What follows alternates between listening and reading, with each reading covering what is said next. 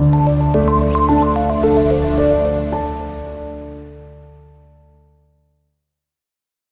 ذرا آپ اپنی کتاب کے صفحہ نمبر 97 پر 97 کے اوپر آئیں تو سب سے پہلا سوال ہے کہ نظم محنت کے برکار کے متن کو سامنے رکھتے ہوئے مصرے کو مکمل کریں۔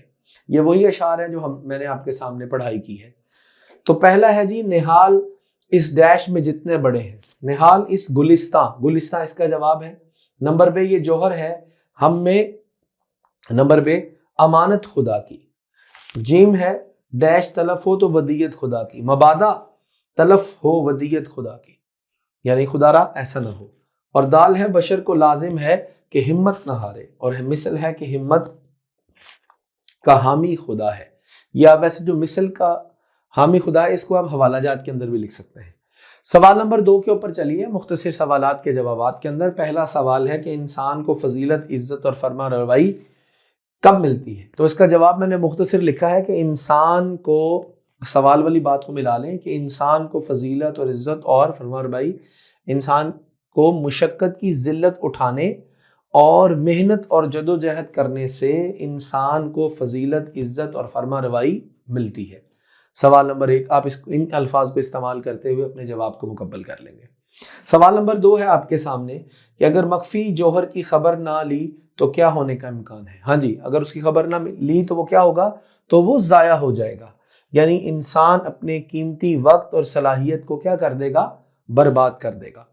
سوال نمبر 3 ہے کہ اگر دور کا سفر درپیش ہو تو گھڑ سوار پر کیا لازم ہے؟ تو اگر آپ سوال کا حصہ ملائیں، اگر دور کا سفر درپیش ہو تو گھڑ سوار پر لازم ہے کہ وہ گھوڑے کو تیز ہانکے تاکہ وقت پر اپنی منزل پر پہنچے۔ سوال نمبر 4 ہے کہ بشر کے لیے سب سے بڑا سہارا کس کا ہے؟ تو بشر کے لیے یعنی انسان کے لیے سب سے بڑا سہارا اللہ تعالیٰ کا ہے، اور باقی سب سہارے عارضی اور کمزور ہیں۔ سب سے آخری سوال ہے ہمت کا حامی کون ہے؟ تو ہمت کا حامی اللہ تعالیٰ ہے۔ عزیز طلبہ و طالبات، یہاں آپ کا سوال نمبر 1 اور سوال نمبر 2 مختصر جوابات یاد ہیں، اور آپ کو پتا ہونا چاہیے کہ یہ لاہور بورڈ کے اندر یا کسی بھی بورڈ کے اندر آپ کو نظم میں سے مختصر سوال جو ہے وہ آ سکتا ہے۔ اب آپ ذرا چلیے اس کے آگے، یہ ویسے بورڈ کے سوال تو نہیں ہے لیکن مشق میں ہے اس لیے میں نے آپ کو کروا دیا ہے کہ جملوں میں استعمال کرنا خبر لینا کا استاد نے کام نہ کرنے پر شاگرد کی خوب خبر لی۔ مٹی ہو جانا کا طوفان سیلاب اور اس کے بعد گاؤں جو ہے وہ مٹی ہو گیا۔ ہاتھ آنا کا اتنی محنت کے بعد، یعنی اتنی محنت کرو کہ پھر کیا ہو؟ کامیابی تمہارے ہاتھ میں آ جائے۔ زور آزما، پہلوان نے کشتی میں زور آزما کے لیے اپنی پوری جان لگا دی۔ ہمت ہارنا، مشکل حالات کے باوجود کبھی ہمت نہیں ہارنی چاہیے۔ سامان کرنا، سفر جانے سے پہلے تمام ضروری چیزوں کا سامان کر لینا چاہیے۔ دائیں بائیں جھانکنا، امتحان میں کچھ طالب علم تیاری نہ کرنے کی وجہ سے دائیں بائیں جھانک رہے تھے۔ اچھا کلاس، اس کے آگے عزیز طلبہ و طالبات اگر آپ دیکھیں گے تو ذو معنی الفاظ کی ایک تعریف لکھی ہوئی ہے۔ ذو معنی الفاظ کیا ہوتے ہیں؟ جو عام طور پر ایک لفظ کے 2 معنی ہوتے ہیں، اور عام طور پر اس حالت کے اندر ایک لفظ کا ایک معنی مختلف ہوتا ہے اور دوسرا مختلف ہوتا ہے۔ ایک فہرست اس نے کتاب کے اوپر دیا، آپ اس کو دیکھ لیجئے۔ اس کے بعد اس نے سوال نمبر 5 دیا ہے کہ درج ذیل الفاظ کے معنی لکھیں۔